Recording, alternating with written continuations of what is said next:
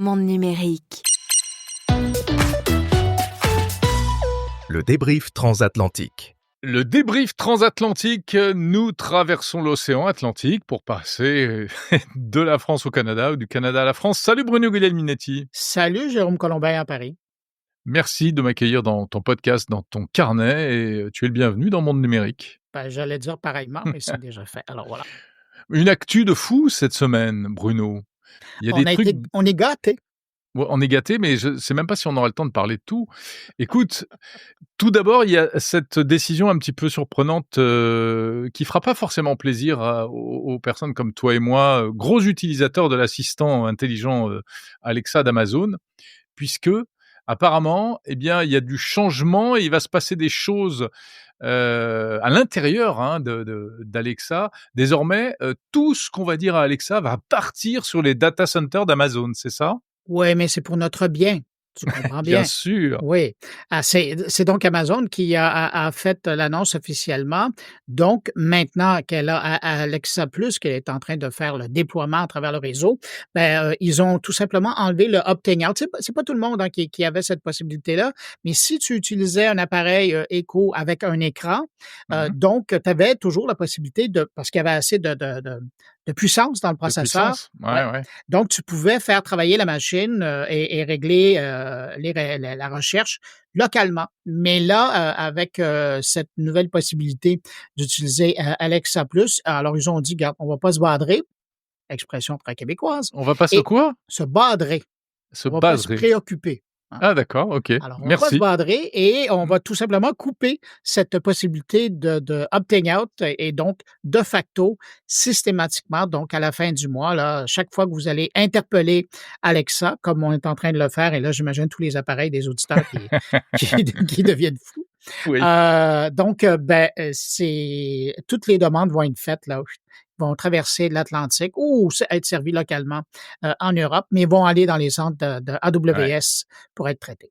Alors, il y a une logique technologique, c'est-à-dire que comme Alexa Plus c'est boosté à l'intelligence artificielle, il faut des ressources, donc il faut aller les chercher dans un data center. C'est vrai que quelque part, ça se comprend. Sinon, il faudrait des appareils, il faudrait changer tous les appareils. C'est ce qu'ils souhaitent. D'ailleurs, ils sont en train de travailler sur une nouvelle génération d'appareils. Oui, mais c'est logique. Enfin, tu dis c'est ce qu'ils souhaitent. Moi, je trouve que ce qui est quand même pas mal, c'est que Alexa Plus va fonctionner sur, y compris des machines un petit peu anciennes. Alors, pas les plus anciens, mais sur des assistants qui ont déjà quand même quelques temps. Ouais, mais Bon, le problème, c'est que, ouais, évidemment, ça va faire peur à tout le monde, ça, parce que en termes de confidentialité des données, déjà qu'il y a, chez certains, un peu de méfiance par rapport à Alexa. Même s'il faut rappeler que jusqu'à présent, c'est uniquement après qu'on ait déclenché l'appareil que ce qu'on peut dire est enregistré ou est envoyé. Ouais. Mais bon, là, ça va faire un peu flipper, en fait. Ouais, mais il y a aussi puis tu commençais à l'évoquer, mais moi, je vais poursuivre sur ta pensée. Merci beaucoup. Il y a une approche mercantile là-dedans aussi. C'est le fait que, en enlevant le opting out sur tous les appareils qui existent présentement dans le parc des bornes d'Alexa, ce qu'on va permettre de faire, c'est d'arriver avec des appareils évolués et évidemment, les gens vont vouloir avoir cette possibilité de faire le traitement localement. Alors, il y a probablement des super utilisateurs comme toi et moi qui vont décider d'acheter les nouveaux appareils pour que ça se passe chez eux. Ouais. Tu crois que les gens vont acheter un nouvel appareil pour justement ne plus avoir à aller dans le data center, envoyer les données dans le cloud. Évidemment, il y aura de la valeur ajoutée là-dedans. Là. Ouais. On s'entend. Après, c'est des choses qui existent depuis longtemps avec les smartphones. Oui, tout à fait. Je veux dire, ça a toujours été ça. Siri a toujours tout envoyé dans le cloud. Et c'est maintenant, avec des smartphones plus puissants, qu'on arrive à faire la machine arrière et à traiter localement. Voilà. Juste, je voudrais préciser pour les gens qui nous écoutent ce que tu dis là, l'opt-in out. Comment tu dis? Opting out. Opting out, si tu veux. Ouais, voilà. C'est le opt-in, opt-out, c'est le fait de activer ou désactiver volontairement une fonction. Molière aurait dit pour opter in, opter out. Non, mais tu me permets de traduire ton québécois? Non, oui, c'est pas oui. Bon, en matière d'intelligence artificielle, j'ai tellement hâte que tu me parles de tous les courriels que tu vas avoir reçus de tes auditeurs et des miens. Merci, ouais. On continue, Oh, tu disais? mais non, ils savent qu'on s'aime. Ouais. Dis-moi, il y a une autre news en matière d'IA. Tu as vu ce truc? Ouais. Instagram va faire des commentaires générés par intelligence artificielle. Ouais, mais c'est Meta qui est en train de tester ça. Malheureusement, je suis pas tombé sur ce genre de test-là parce que j'aurais dit n'importe quoi. Mais c'est donc Instagram qui a décidé de tester la possibilité de laisser des commentaires, donc de les générer avec l'IA. Donc, tu C'est-à-dire, vois, tu regardes, tu vois une vidéo, ouais, tu veux dire un truc, tu ouais. même plus besoin de l'écrire, en fait. Tu même pas besoin de penser à ce que tu veux dire. Il y a un petit crayon qui est là, tu appuies dessus, puis il va te proposer des choses à dire sur la vidéo. Mais c'est bête comme ça parce qu'il peut analyser le contenu. Alors là, tu as même plus besoin tu sais, quand on parle de la paresse cognitive, là, Ouais. ben ça, c'est Mmh. tellement un bel exemple. Tu même plus besoin de te faire une opinion sur ce que tu es en train de voir. L'IA va le faire à ta place. Ouais, enfin bon, ça se fait déjà sur LinkedIn, hein, par exemple pour les réponses aux emails, et Ouais, je cetera. comprends. Puis aussi dans Gmail, il y a déjà des Mmh. outils qui existent comme ça, mais quand même, tu sais, pour laisser un commentaire un peu un soit peu intelligent, en tout cas, Est-ce que ça va faire baisser le niveau de d'insultes? Enfin, il y en a pas trop sur Instagram, on n'est pas non. sur X. Mais, voilà, est-ce que ça va assainir ou au contraire, ça va aseptiser, en fait, Ouais. les commentaires? Mais, les gens qui regardent, qui sont beaucoup dans l'analytique, moi, j'ai hâte de voir, s'il va avoir un impact sur l'engagement. Oui. Est-ce que les gens vont laisser plus de commentaires parce qu'ils ont juste appuyé sur un bouton puis envoyé n'importe quoi? Ouais, ouais, non, c'est intéressant. Bah, écoute, je sais pas si, ce sera mieux, mais en tout cas, c'est amusant qu'ils le fassent. C'est une expérience sympa. Mais c'est fou cette paresse cognitive dont tu parles. Moi, j'ai fait un édito cette semaine justement pour dire que, bah, voilà, de plus en plus et on le sait depuis longtemps, les écrans nous rendent pas forcément intelligents, hein, scroller comme ça pendant des heures. Mais avec l'intelligence artificielle, avec l'IA, on va l'être encore moins. En fait, je pense que c'est pas l'IA qui va devenir plus intelligente que nous. C'est nous qui allons devenir plus bêtes que l'IA. Ouais. C'est ça le Ouais. problème. Là, tu parles de ton édito de vendredi, mais Ouais, c'est ça. écoute, la veille, moi, j'avais vu un article de Bloomberg, qui est le patron de Bloomberg, qui en avait assez de voir toute la technologie débarquer dans les écoles. Et lui, c'est un grand coup de cœur en disant, là, faudrait peut-être comprendre que la technologie ne doit pas remplacer ce qu'on utilisait avant, mais doit assister, Ouais, compléter ce qui est là. Et effectivement, il y a comme une prise de conscience qui doit être faite. Là. La techno ne doit pas venir tout enlever, tout c'est ça. arracher parce que la paresse Mais cognitive est au rendez-vous, là, au mais coin de la rue. il faut pas tomber ni dans un extrême ni dans l'autre, parce qu'il s'agit pas non plus de revenir à l'âge de pierre, on va pas se passer de ces outils-là. Le problème, c'est les utilisations déviantes, quoi. Ouais. Jérôme, tu me permets de faire une parenthèse? Quand Oui. on parle de l'âge de Pierre, Pierre, il avait quel âge exactement? Écoute, il était vieux, hein, il était malade aussi, donc Ah ouais? ouais, ouais. Est-ce qu'il va mieux? On n'a plus Je de me suis nouvelles. toujours demandé, on l'âge de Pierre, mais il a quel âge, Pierre? C'est pas le même Pierre, parce que Ah, OK, Pierre, c'est un Pierre avec un P minuscule. d'accord. Cette blague est nulle, Bruno Guglielminetti. Non, elle est On très dirait du amusante. François Sorel. Ouais, mais ben oui, et d'ailleurs, on le salue. Mais ça permet de passer au prochain sujet. Ouais, c'est quoi? Ben, je sais pas, tu voulais parler de souveraineté, je pense? Oui, souveraineté quand tu nous tiens. Tu sais que c'est bah, évidemment que tu le sais puisque c'est, un gros sujet en Europe et puis qui a pris encore plus Heu, d'importance avec, le retour de Donald Trump et le fait que, bah, ça y est, les Américains sont plus nos amis en plus, hein. Ils sont plus les vôtres d'ailleurs non non plus. plus. Mais heureusement que nous, on reste, amis, Oui, Canada et France et Europe. ouais. Et donc là, en fait, c'est un truc très, très sérieux, hein. C'est une prise de conscience, c'est une lettre, de 90 grosses industries françaises, une centaine même de grandes entreprises de défense, notamment Airbus, Dassault Systèmes, etc., qui ont saisi la Commission européenne pour dire que il fallait prendre les choses en main et développer véritablement des technologies numériques souveraines. Ça passe par de l'argent évidemment, donc ils appellent à la création d'un fonds d'infrastructure pour soutenir tout cela. En gros, ça veut dire donnez-nous des technos françaises et investissez dans les enfin françaises ou européennes, Européenne, ouais. plus exactement. Parce qu'il y a un problème en Europe, c'est que la réglementation européenne interdit de privilégier les entreprises européennes. Et du coup, on met tout le monde à égalité. Tu mets du Microsoft, du Google et puis des boîtes, bah, qui sont pas aussi avancées et à chaque fois, eh bien, les entreprises, Ouais, se font coiffer, Voilà, elles vont choisir les GAFAM pour s'équiper, Ouais. etc. Alors que aux États-Unis, c'est pas comme ça, puisque eux, ils se privent pas pour Ils appliquer. priorisent les Et entreprises ils américaines. priorisent encore Ouais, plus aujourd'hui, mais ils le ouais, faisaient déjà depuis longtemps. Aussi bien pour les grosses infrastructures que pour les petites. Il y a ce qu'on appelle le Small Business Act, qui ouais. oblige à faire appel aux petites entreprises américaines, et puis même pour les grosses. Et c'est comme ça que les géants de la tech sont devenus ce qu'ils sont. Ouais. SpaceX, Tesla, etc. Il faut pas oublier qu'Elon Musk est allé prendre de l'argent public. Je pense qu'il est rendu à 32 milliards de dollars qui viennent des caisses de l'État. Donc, Exactement. Alors, ouais. il a fourni des choses en échange. Il a fait Oui, des fusées, il a fait des voitures, il a fait plein de trucs. Mais c'est mais ça a aussi été parce financé par les contribuables américains. exactement, complètement. Ouais. Donc là, nous, voilà, c'est Mais une prise de conscience supplémentaire, en fait. Mais ce que je trouve intéressant, moi, dans cette déclaration ou cette lettre qui a été envoyée, c'est que d'habitude, on entend ça de la part des politiciens. Ouais, Mais là, ce sont des gens du secteur privé qui disent: exactement. «Eh oh, c'est important là, qu'il y ait une prise de conscience et qu'on bouge parce que, ben, justement, la souveraineté du pays, et du continent est en jeu» et ça, moi, je trouve que c'est un geste fort, tu sais, de ramener, 90 entreprises là, dans un même document. Tout le monde n'a pas les mêmes intérêts, mais là, on voit finalement qu'il y a un truc. Puis d'autant plus que moi, cette semaine, quand j'ai vu ça passer, j'étais sensible parce que notre nouveau premier ministre, Mark Carney, il s'est rendu en Europe cette semaine pour justement, dans le cadre des accords militaires de défense et autres, s'assurer que les Européens, et la France aussi, parce qu'il est passé voir son bon ami Emmanuel Macron, euh, s'assurer que l'Europe était toujours là, prête à aider le Canada, mais aussi rappeler que le Canada était là pour jouer avec les Européens. Et Ouais, moi, donc j'ai été sensible à cet appel-là parce bien qu'on sûr. a Non, la mais même réalité. exactement. Aujourd'hui, il y a un axe européano-canadien qui est beaucoup plus fort qu'avant, je Ouais, pense. ah, tout à fait. Ouais. Et d'ailleurs, Et vous, il y a des choses, il se passe des choses aussi. Il y a une prise de conscience aussi, chez vous. ouais, ben, tu m'amènes là. Écoute, on est sur un autre niveau, mais il y a une campagne qui a été lancée par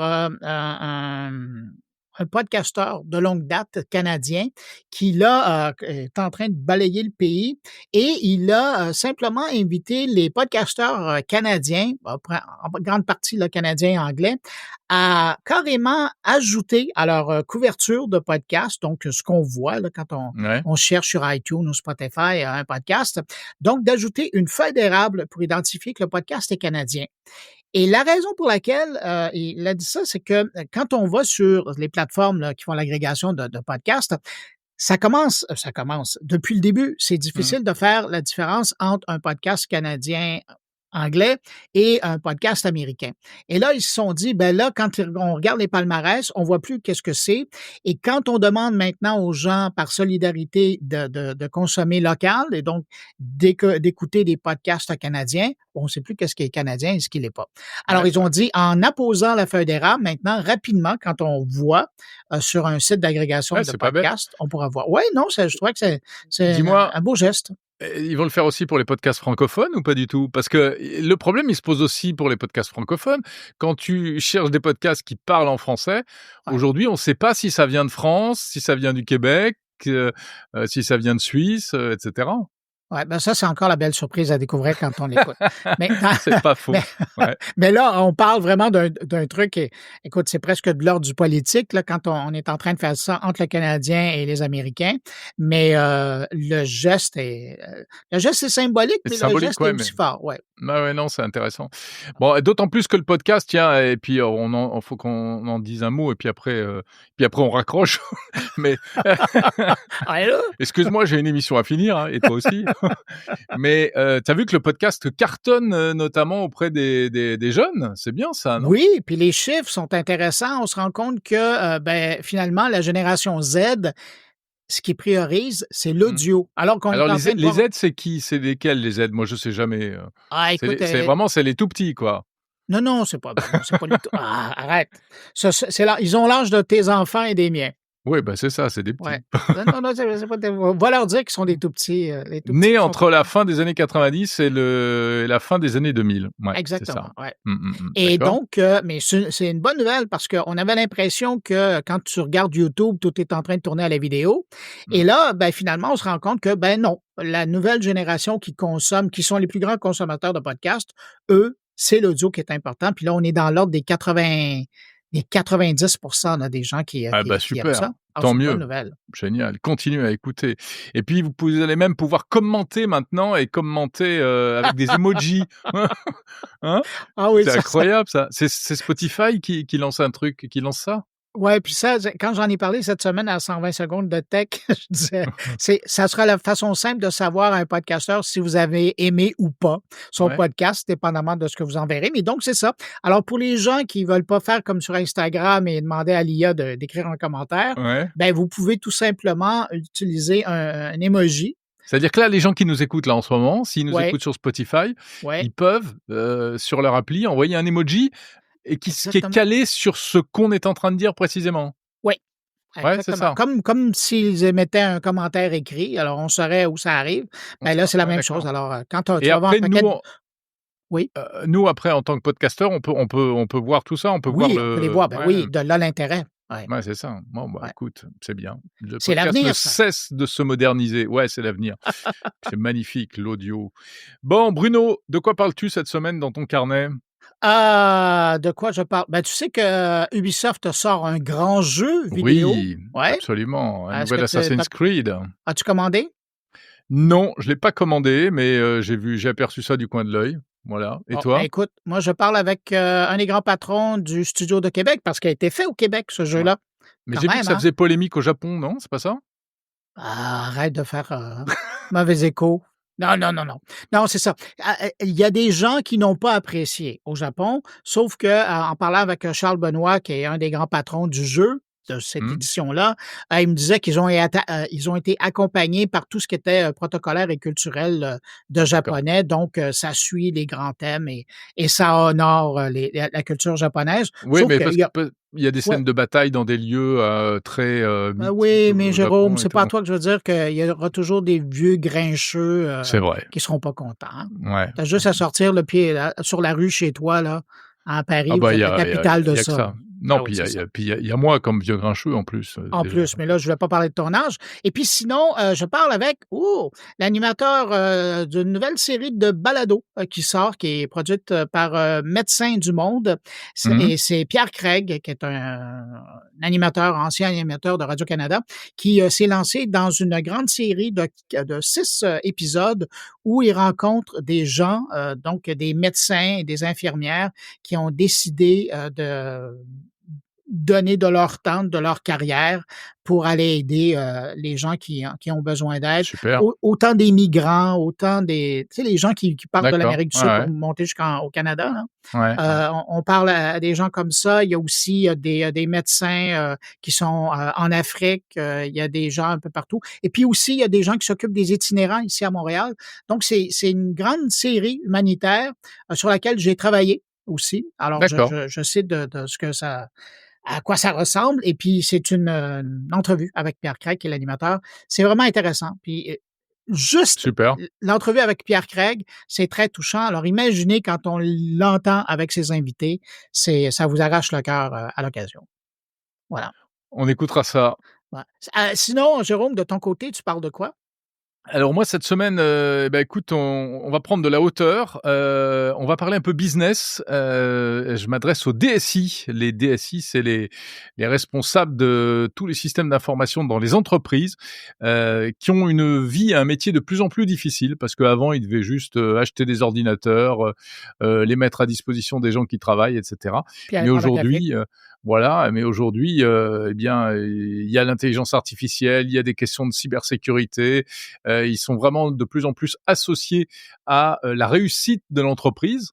On leur demande de contribuer, à la Mmh. performance de l'entreprise et en prévision d'un événement qui va avoir lieu au mois de mai, à Monaco, eh bien, je reçois l'organisatrice de ce salon qui s'appelle Ready for It et puis on prend de la hauteur également avec la publication d'un rapport sur l'intelligence artificielle et la démocratie en Europe. Et je fais une interview croisée, en fait, c'est original, entre les 2 auteurs de ce rapport qui sont Jean-Marie Cavada, ancien journaliste, ancien député Ouais. européen, et Bernard Benamou, qui lui aussi œuvre depuis longtemps pour la souveraineté numérique en France. Voilà, les 2 sont en interview dans Monde Numérique cette semaine. Mais là, tu prends tellement d'auteur avec cette émission-là, donc Ah ben alors là, c'est un ça épisode plane. stratosphérique. C'est stratosphérique, faut s'accrocher, hein, je vais te dire, ça vole très, très haut. Ben, éditorialement parlant, je te félicite Merci Bruno. et tu as tout mon respect. Jérôme, ben là, tu le disais, hein, tu as un épisode à poursuivre. Ouais. J'ai le mien à faire, à poursuivre également. Alors, je te dis à la semaine prochaine. Salut Bruno, à la semaine prochaine. Ciao, Merci ciao. pour ta visite. Salut, bye.